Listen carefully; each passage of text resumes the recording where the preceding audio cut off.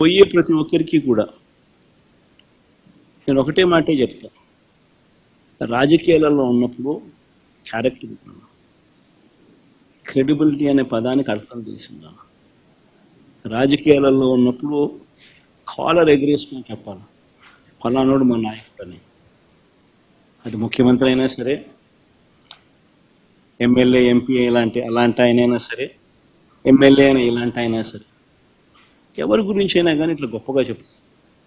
కానీ మనమంతటి మనమే ప్రలోభాలకు లొంగో, భయపడో, ఏదో కారణం చేత మనమంతటి మనమే మన వ్యక్తిత్వాన్ని, మన క్యారెక్టర్ని, మన క్రెడిబిలిటీని మనం బలంగా పెట్టి మనం కాంప్రమైజ్ అయ్యి అటువైపు మనం పోతే మన గౌరవం ఏంది,